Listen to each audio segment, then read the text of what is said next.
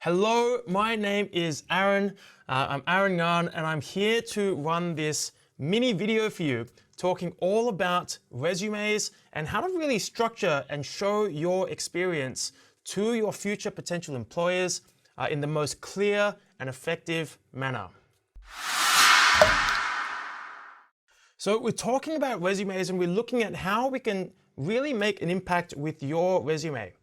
And as part of this video, we're going to be reviewing two resumes. People have submitted their resumes and are extremely brave and courageous. We're going to be reviewing those, and we're going to be exploring step by step some of these key principles. So keep an eye out. You might be one of those if you've submitted your resume. And I want you to let you know that this is something which I've been doing a lot of. I've reviewed hundreds of resumes, and I see a number of common themes, which is why I'm really excited to actually share some of these ideas with you. Now, a lot of people have a common misconception about what resumes are for. We have this idea sometimes that our resume is designed to put myself in my best light, to showcase who I am, to share everything that I want to know about, to talk about all of my skills, to talk all about my achievements. And all of this sounds pretty spot on. It sounds pretty accurate. And the danger is that a lot of that is actually true. We do want people to get that impression, right? We really do. We want them to see us in our best light. We want them to really know what we're about, what we're capable of, what we've done. But I want to let you know that that is not the purpose of your resume. Now, that might come as a shock, okay? Because and I want to break it down, right? Because your resume serves a purpose. Now, if your resume does all of those things and you are in front of a recruiter or someone who is hiring for a role to which you're actually suited, if you've demonstrated all of those things and that person hasn't seen in your resume what's actually going to be the fit for them, and you don't get the interview, then your resume has not achieved what it's intended to achieve. And this is where it's really dangerous as well, because sometimes we give out a resume, we don't get a response. Or we give out a resume, we find out, no, it wasn't successful. And it's hard because that is not actually feedback on the resume. Or it might not necessarily be. It could be any number of different things. Like they might have too many candidates. They might be better candidates. You actually were good, but there were better candidates. Or it might be that the resume was terrible. Like you don't actually know. Similarly, we often think, I used my resume and I got the interview. Therefore, my resume is amazing. It's awesome. It's fantastic. Again, without actual feedback, you don't know. Because you might have been like one of two candidates. You actually do fit the bill, but they had to actually really work hard with your resume. And there was actually not that many other candidates. So you just kind of naturally stood up to the top. Or like you might have applied for something and they knew who you were. They knew your experience, they knew your background, and your resume was kind of a bit of a formality. They asked you to send it in, they asked you to apply, but when you got the interview or when you got the job, it wasn't an actual authentic reflection of your resume, okay? So these are some ways that we can get these false ideas that our resume is good or our resume is bad in reality without actually exploring and looking at the resume and ideally having a hiring manager who has either hired you or not hired you or offered you an interview or not offered you an interview. All of the rest of the feedback isn't going to be the most authentic feedback that you can get. Now I'm going to dive into a couple of principles now. And these principles are really designed to support you in pulling out the best version of what's going on, because your resume is designed and the purpose of your resume is only to progress you to the next stage of the application process. So I want to say this really clear. Your resume, the only purpose for your resume, the one purpose of your resume is to move you into the next application stage of the entire hiring process, whether that's interview, whether that's video interview, whether that's phone call as a screener before an actual face-to-face interview. Your resume is designed to get you to that next step. Now, here are a number of key things that are going to really support you in putting your best foot forward in a way that can make sense. to someone who's hiring. Now, the number one thing which I see as a challenge with a lot of resumes is they're extremely long. Now, if you don't have too much experience and if you haven't been in a career for more than a couple of years, your resume likely should only be about 1 page. Now, anything that you do to a 1-page resume, to actually pad it out to 2 pages, because we think to ourselves sometimes, I need to make it longer. I don't think I've done that much, so I need to really pad it out and really show that I've done more, or that these experiences have been more. Or I just feel that there's not enough there, so I need to make it look like there's not enough. Now, anything that you do to try and achieve these sort of goals is really going to detract from the power of your resume and the power of your actual experience. So diving in, padding it out, making it too long when it actually should only just be a 1-page is really going to detract from the power of your resume. Now, if you have a resume that is 1 page, that is punchy, that showcases a couple of the things which I'm going to talk about today, really, you're going to have the best opportunity to be recognized as, yes, I'm a fit, or no, I'm not a fit. And actually, both of those options are good. You actually don't want to be applying for, or getting interviews for, or getting hired into jobs where you're not a good fit, okay? Because that's a different type of challenge. Sometimes it's like, yes, I just want any job. But actually, if you end up in a job which isn't a good fit for you, you might end up miserable, you might end up quitting after a couple of months, none of which looks good in the long run, okay? So that's the number one thing. Like you want to actually be aware of, you don't need to pad it out. 1 page at an early level career, if you're in university, most university resumes, 1 page. Most straight out of university resumes also should be about 1 page. It's only if you've done extensive extracurricular activities or extensive career that you might shift to a 2-page resume. Okay, so that's number one. Second mistake that's often there is like, it often takes a long time to get through to the actual experience. Now, you want your experience to be the number one thing that shows up. Why is that? Because by looking at your experience, by looking at what you've accomplished, whether or not it's in a professional capacity, a professional job, or whether it's as a volunteer, or whether it's part of your contribution to your local community, right? Like all of these different things could be listed and counted and are in fact valuable as experience, okay? So when you don't show that up front, you're now leaving the person who's reading your resume wondering, okay, where's their experience? Okay, where's their experience? It's not here yet, it's not here yet, it's not here yet. Oh, it's on the 2nd page. Okay, there's this person's experience. So now that you've kind of made the person wait a little bit. Secondly, experience is what really counts. Now, a lot of people, and this is a challenge because we see a lot of content online saying, showcase your skills, showcase your personality traits, showcase your strengths, okay? Now, if you actually put a section in, and like while that advice is generally, I don't disagree with that advice in a broad sense, what people often do is they put a heading saying strengths. And then beneath that, they go, okay, this is strength 1, strength 2, strength 3, strength 4. These are my skills. I can do this, this, this, this, and so on and so forth. Or these are my personal attributes, 1, 2, 3, 4. Now, when you do that, what tends to happen is there are not any actual evidence-based results or any sense of size, scale, complexity, which gives me a sense of how good you are. So if you all say you're good at problem solving, I actually just have to take your word for it. If you say, I'm good at problem solving, I'm good at dealing with complex tasks and all this sort of stuff, I just have to take your word for it. Now compare that with if you're putting and demonstrating that within your experience. Now you're saying something like, I managed multiple conflicting projects with teams of 3 to 4 people. And with these conflicting projects, I manage all of the different timelines. I manage varying resources for a cumulative overall portfolio budget of X thousand dollars. Now, in that sort of example, I haven't actually described, hey, I'm good at problem solving. But can you get that if you're managing conflicting projects with multiple people, with a certain budget, that gives you a sense of the size and the complexity of the things that you are able to deal with.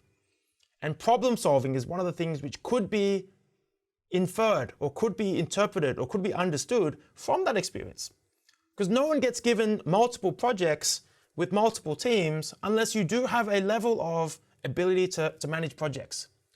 Now here's the thing, right? In that result, you can also hear that there's a sense of this person can demonstrate effective communication, effective teamwork, managing to a deadline. So in the space that it would have taken you to say, hey, I have great problem solving skills, you can actually demonstrate a number of different things in a way that someone who is reading your resume is able to just really interpret it and get a really clear picture. And that brings me to my final sort of idea before we dive into some of these things and actually have a look at these on the court with some actual resumes. And that is, every bit of your experience, you really want to showcase what's the size of it? How big is it? What's the scale of it? Like, okay, is it across one team? Are you across multiple teams? How big is the team? And how complex was it? Because if you can start to demonstrate how big or small or complex it is, this will really give any recruiter or any hiring manager a really authentic sense of what you're actually capable of. And you want to actually also realize if you take this out, for example, sometimes we tell ourselves, it was a small project. It wasn't actually that big. It's not that significant. Okay? Sometimes we tell ourselves these things, right? And we go, I don't want to put it in there. Now, if you notice, if you just make a very broad sort of statement, now the person has to guess. They don't have anything to go on. They don't have any size, scale, complexity, so they're left guessing. And most times, if I'm guessing as putting my hiring hat on, I've hired like probably a dozen, 2 dozen people across my career so far, my guess is not going to be necessarily in your favor. I'm going to assume that you've done some, but not necessarily, I'm not going to give you like an A+ mark just on a guess. I might look and see, I might look to go, okay, is this enough for me to offer an interview so I can find out more?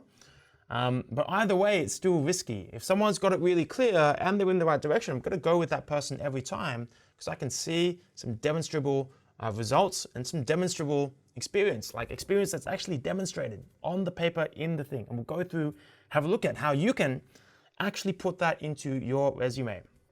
Okay. I want to give you an example, right? Like just on that piece of my experience is too small, it's insignificant. So one of my jobs was actually running the UTS 2014 Careers Fair, right? Back in 2014. And what my resume says for that is some version of I event managed the 2014 UTS Careers Fair. Right? This points out, okay, this is the big picture. This is the event that I event managed. I coordinated a team of 23 event staff on the day. I coordinated 100+ exhibitors and 3,000 student attendees. Okay. Now also there was an expense budget of $80,000 and revenue of $100,000. So all of a sudden, now you've got this picture of, okay, this is a big event. There's 3,000 students coming in. There's 100 exhibitors coming in, which means about like 300 to 400 exhibitor staff, because each staff is more than one person at the stall. So you're looking at security, you're looking at event planning, you're looking at resources, you're looking at catering, all of this different stuff. Now I want to ask you, is that a big event? And for me at the time, it definitely was a big event. Or is that a small event? Now, if I was in my previous experience, that's a massive event. I've never run anything like that before. Now, if I was running an event management company working at massive global scale conferences, an event with an $80,000 expense budget is tiny. It's tiny. Now, what I want to get to you is that it doesn't matter whether it's big or small. What matters is that you're able to actually demonstrate what it actually was. All right? And now a couple of years later, it actually doesn't matter. I'm not in the events industry or doing anything like that. So it's not a problem that it was as small or as big as it was. It's just an accurate statement of what it was at the time. And now on my resume, that really just paints a picture of the things which I'm capable of doing and accomplishing. So we're going to dive into your resumes. So a number of you have submitted resumes to be reviewed. We're going to have a look at them. We're going to dive in. I'm going to make some suggestions. We're going to record the screen so you can kind of see it here. And you probably see my face go to the bottom of the video in some way. But we're going to really dive in. Okay. So we asked you to submit. We had probably a dozen and a half people submit their resumes, and we randomly selected people. And the first one that we are going to review is Rashmita. So congratulations, Rashmita. Thank you for sending in your resume. Thank you for contributing to this extremely valuable piece of content. And Rashmita, I want to let you know that once we do this, I'm actually going to work in the Word document. And we're going to send you what we work on afterwards so that you can copy that, you can build on that. I want everyone to know as well, like this is something which I actually do. So we're doing this as a contribution to the students. And you're welcome to get in touch with me afterwards if you want additional support. You're more than welcome to do that. So we're going to dive in and we're going to start having a look at Rashmita's resume. So I'm going to be looking down. I've got a computer screen here as well. And straight away, we've got Rashmita's name nice and clear right at the top. You've got the suburb. We've blanked out a couple of the details just to protect the privacy a little bit. Though we have kept the name in there. So we've got suburb, we've got mobile number, we've got email address, we've got LinkedIn. Really great these days to have LinkedIn, especially if your LinkedIn is up to date, which it should be. And what I'm actually going to suggest straight away is if you have in your resume an address or location, I'm going to invite you to delete it. Why? First of all, current situation, it's never mattered as much, it's never mattered less where you physically live. Okay, because we work from home, remote working is very common, very understood. So it's not actually an issue as much anymore. The second thing is when you apply for a job, and more specifically, when you accept an offer for a job, you are inherently saying that what you will do is you will do what it takes to get to work where work is. You're actually agreeing to do that. So if that's the case, what does it matter where you live? What does it matter if you're 10 minutes away or an hour away or half an hour and a half away? You're going to work all that out before you choose to accept or not accept an offer. And if you do accept, that's the agreement. So it doesn't matter where you live as part of this stage of the recruitment process. Once they give you the offer, once you accept, they will ask you your resume, you'll give it to them. They'll ask for your address and you'll probably give it to them. But for now, you can take it out.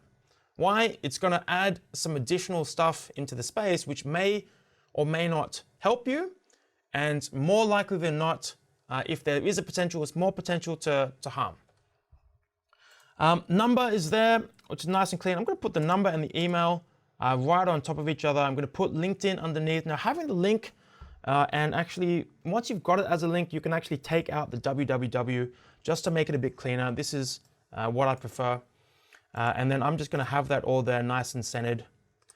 So it's nice there. Now, if we scroll through your resume, Rashmita, you can see that there's this profile, there's this skills. Okay, we've got a number here. We've got 5 years of work and academics. Okay, like so now I've got a sense of a number. There's a number of core competencies, but with the exception of the fact that you've said that you're doing it in 5 years, the rest of it's kind of in that world of, you have to take my word that I'm good at AutoCAD, good at ETABS, good at estimating, good at costing, because there's no size, scale, and complexity here. Okay, so we're going to revisit this, but for now, we're going to delete this entire section. And when I say delete, I'm going to put it down the bottom, just so that we've still got it in the document. But as part of the resume, I'm actually going to recommend you take it out because it doesn't add to it. Now, everything that's here in the profile is worthwhile demonstrating in your experience, okay? So if it's in the experience, then we're gonna just delete it. If it's not yet in the experience, we can actually figure out how to put it in, okay? Now, next up, we've got your education. And just a quick formatting point, you can see that the date here, July, and the date, January, these don't line up. What I really recommend is having all of your dates aligned to the right-hand side, so that it's all nice and neat. So you do have it on the right-hand side, and I'm actually going to recommend using a right-hand tab swap. So that's here in the top left corner, that's the left tab. This is, if I hover over it, this is a center tab, and this is what we're looking for, a right tab. I'm going to put the right tab down. This is going to mess with the formatting a little bit. Actually, it's perfect for July. So you can see here that this person, like Rashmita, you've put all these spaces in here. So we're just going to delete all these spaces. And there is a quick way to view all of the formatting, just so you can get a sense of it. And that's clicking this button up here, which is show formatting. So you can see all the formatting there. So I'm just gonna tab it across, remove these other ones and leave it at this. That is weird. That's fine. I'm gonna enter and that's gonna fix it. Perfect. So now it's nicely aligned on the right-hand side. So all of the dates are just gonna be nicely aligned down the right-hand side. All right. Now, Masters of Management for engineers. For your degree, once you've graduated, I just recommend putting the year because that's what's really important. So 2018, Bachelor of Civil Engineering. Now, you've got all these scores and the HDs. I'm going to recommend, so if you really want to, if they're really asking for your GPA, they'll ask you and you'll tell them because you want the job, right? You're not going to say, I'm not going to tell you my GPA, but for your resume, you could actually take it off. Now, the fact that you've graduated from one of these universities with an engineering degree, and you can say with distinction, with credit, if that was what your university said, you can put that in there. But I would take it out here as listing all the subjects, okay? And this is a common thing I see with university students, they'll list all of their subjects, or even all of their relevant subjects. I would just take it out. Because an engineering degree is an engineering degree, and for that to be recognized by the certification board, Engineers Australia, it actually already includes everything that you need to include. So you can just put the name there. Now, I'm actually going to recommend that your education goes right down to the bottom because chances are everyone who's applying for an engineering job will have an engineering degree. What matters is your experience. Okay, what matters is your experience. So we're going to put that right down to the bottom. Now, another note quickly is you've got referees available on request. Okay, I'm actually going to recommend that we just delete that. Why? Because if they are going to ask you for referees if you get to that stage of the application process. Normally, this is towards the end of the application process when they've already been like, yes, we want you. Now we're going to check. So they will ask you. So you don't need to put it in because it's something which they're already going to do. They are not going to look at your resume and see, oh, Rashmita did not put resumes available on request. She must not have them.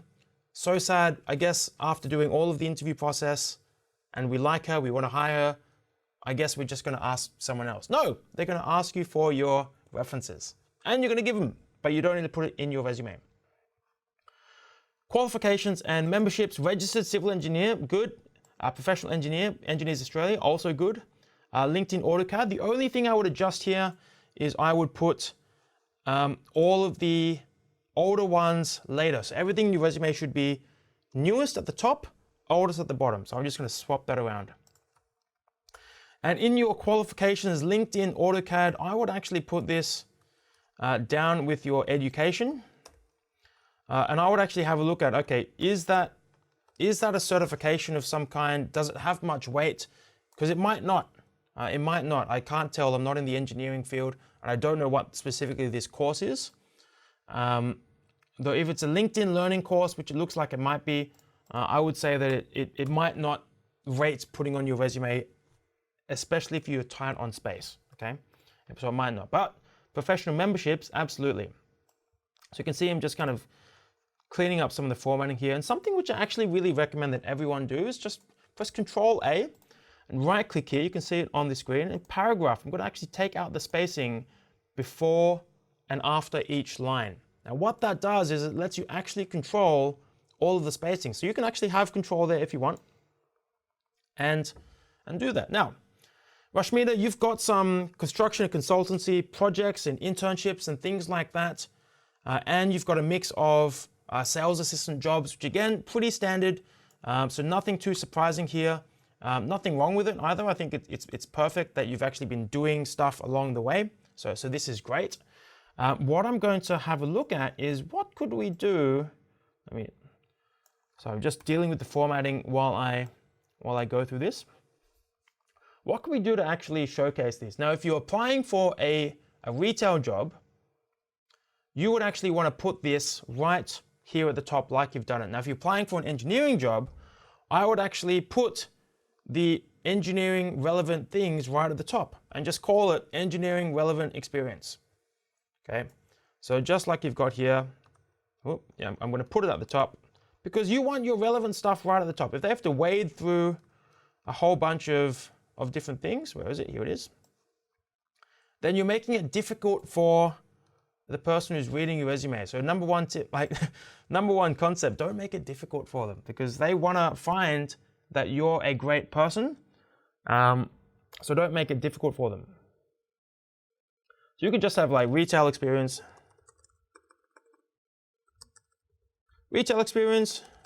and you might have industry experience. And that'll explain as well why it's not there. So again, I'm not gonna go through each of the dates, but for dates, I recommend using the 3-letter date, so the 3-letter month and then the full year, and just keeping it consistent. Why 3-letter month? Because when you have it all aligned down the right-hand side, it's all just gonna be the same width. Like different months have different names. If you use the full month, it'll just look a little bit less neat. That's a personal preference. Neither of those is accurate or inaccurate. They both work, but that's just my preference. All right. So what I want to do is I want to have a look at one experience and just really demonstrate and pull out, okay, what could you talk about in this resume that would bring out what I talked about: size, scale, and complexity, okay? So we're gonna explore, we're gonna have a look. So here you've got key learnings, and I would just take this out. I would just say this is what I did, because this is what you actually did, right? You did these reports and things like that. And yes, it might have been an internship. And look, you were there for 3 to 4 months, September to January, okay? So that's not a small amount of time. It's probably part of your degree, and it's probably great. So I'm gonna explore this. And again, just notice how just with the formatting, we've gotten it down from 3-4 pages at the start down to 2 pages, and we're going to end up with something that's going to really make a difference in terms of condensing it down. But we're not going to, normally I spend a whole hour on one. We're doing this for the video so that everyone can get a sense of it, okay? So we're just going to go through a couple of quick examples. So structural design in AutoCAD and SAP, including work on engineering reports and specifications. So in this, I want to find out, how big were the engineering reports? What were you reporting on? Like, was it for a single dwelling? Was it for a shopping center? Was it for an apartment complex? What type of construction was it? Because you can get that running the engineering reports for a single home, as opposed to an apartment block, as opposed to an entire shopping center, are different sets of size. Right? And it doesn't matter if it's any of them, but it paints a picture. And if you're looking at the specifications, okay, chances are you're putting the specifications to whatever the local building codes are, or the construction codes are, or the requirements are. There are these level standards. So you can mention, hey, ensure that all of these were done to standard. And maybe if it was an apartment complex, you're talking about, hey, on an apartment complex with 100 residences, or you did it on X number of apartment complexes with a total of this, or you could talk about an engineering project with a budget of X. This all gives you a sense of the size and the scale.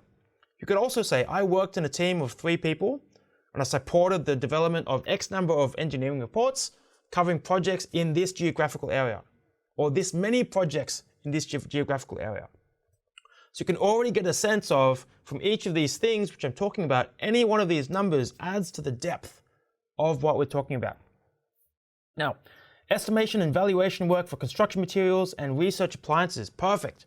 Again, estimation and valuation work. If you're valuing something, you can say, I valued work to the value of X and put a dollar value.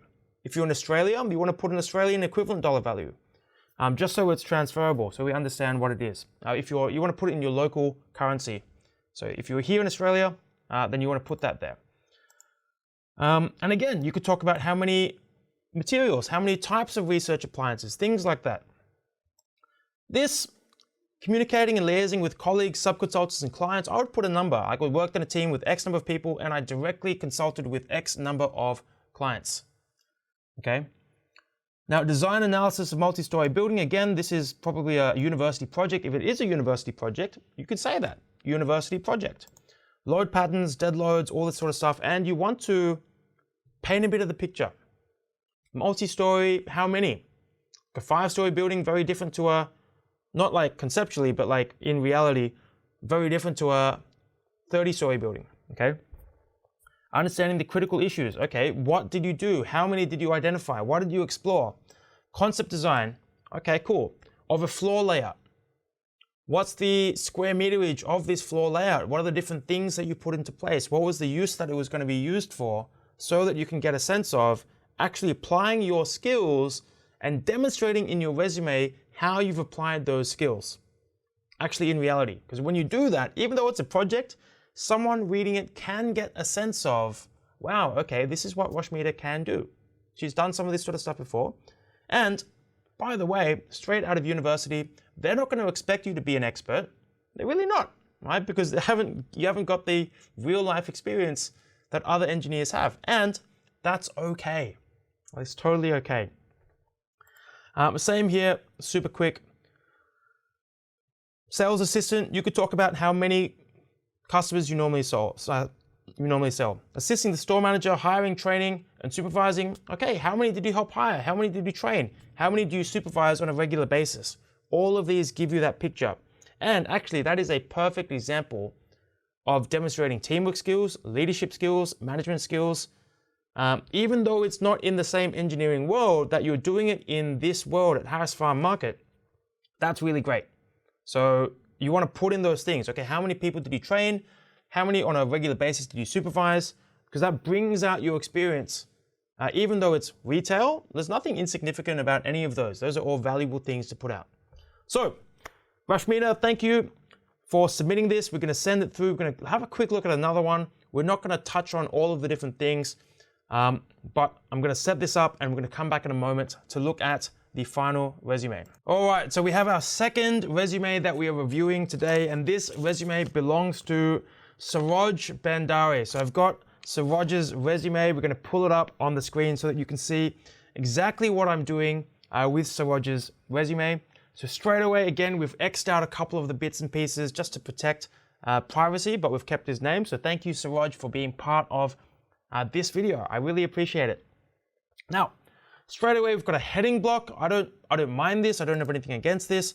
But again, I would take out the address like I explained earlier. So we're taking out the address. Also, telephone number, email address, LinkedIn, it's not a problem to have them there. But just you want to notice that these things here aren't aligned. So if you want to actually align it, I would have it be aligned. So this is something to keep an eye on, just so that you actually have everything kind of work and look pretty. And you've put it in columns, which I wouldn't do, but it's not the end of the world. But what I would actually suggest is you could actually take this out, because that is obviously a phone number. This is obviously an email address, and this is obviously a LinkedIn. So you can actually just have it something simple like that. And with this little text box, I would just make it as small as possible, just so that you're really using the space effectively on your resume, because you don't have much. Apart from this, like this looks fine, but like you can see that it's just a little bit cleaner using the formatting, the 4 digits, 3 digits, 3 digits is most common here in Australia, and it makes it a bit easier to see. Now again, if we scroll through, we've got professional contextual overview. Again, like I said before, can be quite fluffy and void of actual figures or sense of size and scale. Now, as a fresh graduate, they know, because if you scroll down to your education, where is it? Education. They know that you've just graduated, so they already know this. If you look at specialized in telecommunication and networking, they know this because you've listed that that's what your degree is about. Highly enthusiastic. Sure, I could take your word for that. Great communication skills. I don't know. Great communication skills is one of those things which, if I hear someone claim that they have great communication skills on a written sort of thing, first of all, I'm now looking at your resume to see the extent to which you actually do have great written communication skills. So now, I'm now focused on, are there any errors? Are there any details? So the fact that like up here, some of the editing was a bit off, I'm now having a question. I'm like, oh, I don't know. Now it's not going to ping you necessarily. I mean, any more than any other errors or formatting sort of mistakes in your resume will. But I don't automatically assume that because you say you've got great communication skills, that you actually have great communication skills. If you say, hey, so this is for me example. Last year, 2020-21, I led over 49 workshops to a cumulative total of 4,970 participants. Now, I don't have to let you assume if I have great communication skills. I can just let you know that this is how many workshops I've ran. This is how many participants have been there. I can let you know that over the 2020 period during lockdown to mid-2021, I reviewed 200 resumes, for example. Now that paints the picture, and for me to do that many, you could assume that there is great communication skills in there. Just by being on this video, you're going to get a sense of communication skills. However, on a resume, if you just put the words there, it's difficult. It's hard to assess. I'm looking for a position in the company that needs, and there's extra spaces here, and values quality, customer service, and system maintenance. And this is a challenge as well, right? And Suraj, I really appreciate your generosity in being this. I'm really kind of expanding this really for everybody, because Suraj, you are not the only one who does this. I see this in majority of my resumes, so it's really perfect. And it might feel like I'm attacking the resume a little bit. This is really, my commitment is that you take these skills and it really makes a difference for you. So I want you to get that. Now, needs and values, quality customer service. I want you to get that that's everyone. Everyone is going to say that. No company out there is going to say, we're a company that does not value quality customer service. And of course, system maintenance is a specific field that you're going in, right? But they're also going to know that. Why? Because you're applying for a job where that is the role. So actually, I would say straight away, we could actually take this out and just remove it to create that space, because you can demonstrate all of those different things later on in your resume. And again, problem solving, we talked about that as an example early on. Communication. Again, this is a description, right? This is a description. Now, I want everyone to get that a description isn't the same as demonstrating results or demonstrating size, scale, or complexity. It's not the same. So I'm able to communicate and work in a diverse environment with people from different backgrounds through weekly meetings, assessments, and writing and creating minutes. So I would have a look. Okay, how often are these, like how many weekly meetings are there? Is it just one weekly meeting or is it multiple? How many people are attending? Different backgrounds? How many different backgrounds? Are we talking different backgrounds culturally? Are we talking different backgrounds professionally? Are we coordinating? If so, that'd be perfect. So I coordinate a weekly meeting with the engineering team, with the strategy team, and the finance project management team. Okay, great. Those are different professional backgrounds. So that now there's an extra level of being able to connect the dots, which is tangible and useful. Again, public speaking with confidence. Like most people don't put this on here, so I would kind of go, okay, there's a little bit here. I'm like, that's interesting. This person is confident with public speaking. Most people don't say that unless they are. So I'll let you take, like if I was reading this, I would take your word for that a little bit more than if I just saw great communication. But again, there's not much size or scope to it. Like, are you a regular public speaker? Do you do Toastmasters? How many presentations do you deliver on average across a period of time? Computer proficiencies, most of this I would actually recommend just deleting.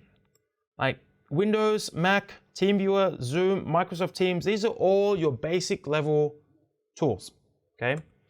Now, cloud solutions, Azure, Amazon Web Services, this is a bit more technical, so if you've got an additional level of expertise in this, this may be relevant to stay here.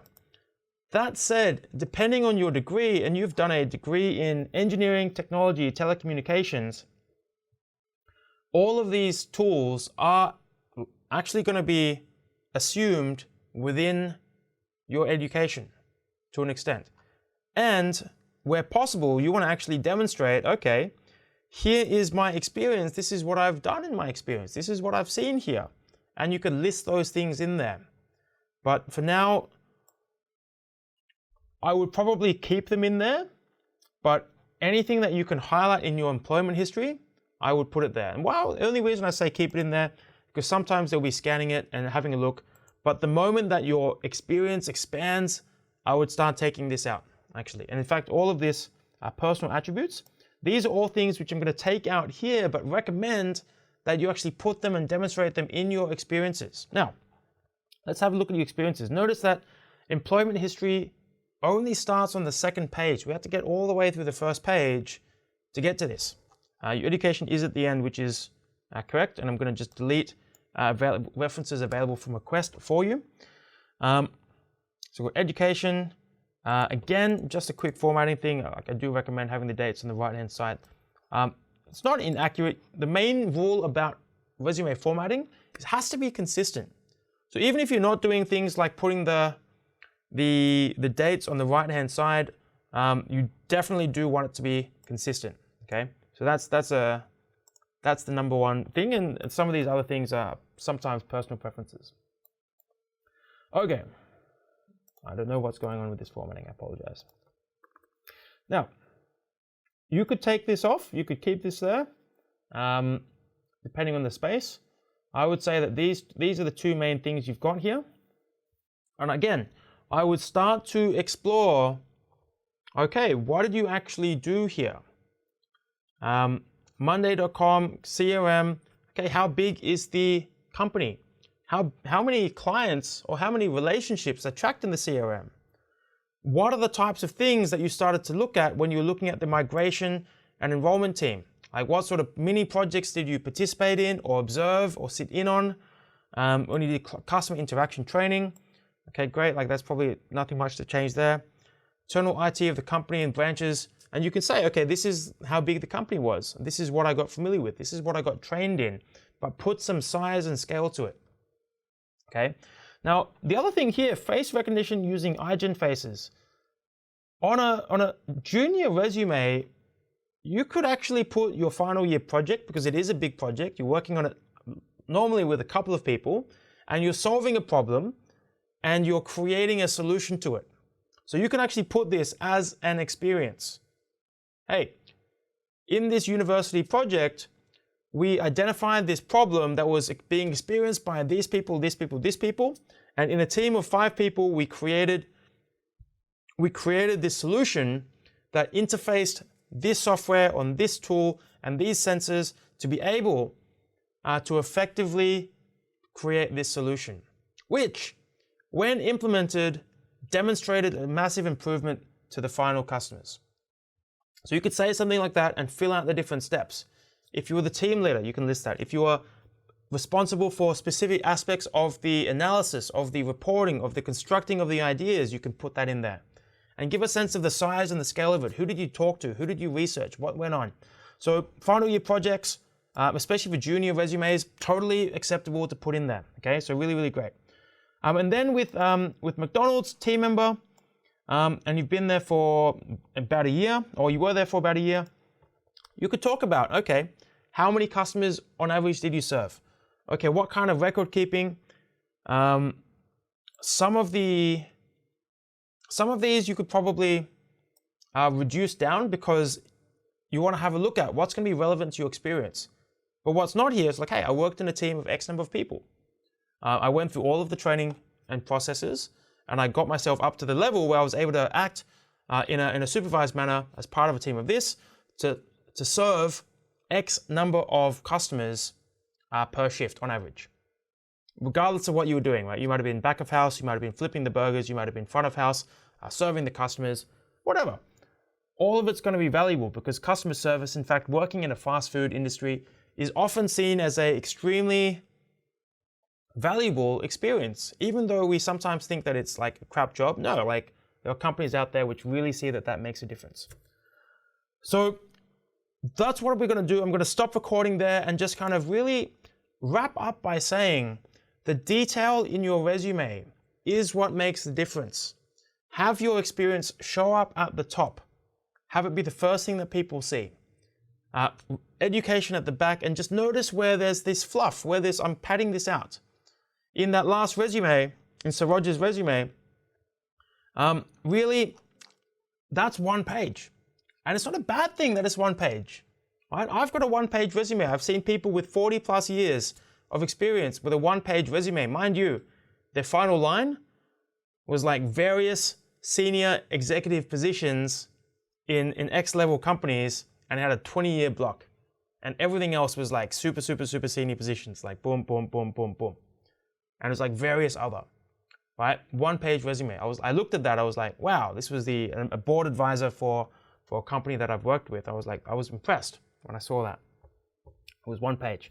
So don't feel bad that it's one page. It doesn't mean that you don't have enough experience, because really, there is no such thing as enough experience. You've got the experience that you have. That's what you've got, and that's all that you've got. Writing or expanding on your resume isn't going to expand your experience. You already know what to do for that because you've got it. Like, you've got McDonald's, you've got team members, you've got house farms, you've got internships, you've got projects, and you can go out and volunteer, you can get involved. So go out, and if you think, I don't have much experience, the place to impact that is going out and taking the action. Don't pad out your resume, and keep it focused on size, scale, complexity, what are the details, because when you do that, you can now start to really demonstrate what you are actually capable of. So my name's Aaron. It's been a pleasure being with you for this video. I hope that it's made a difference. Please feel free to reach out to me on LinkedIn, and if I can support you in any way, please let me know. I'd love to support you. So thank you so much, and it's been great.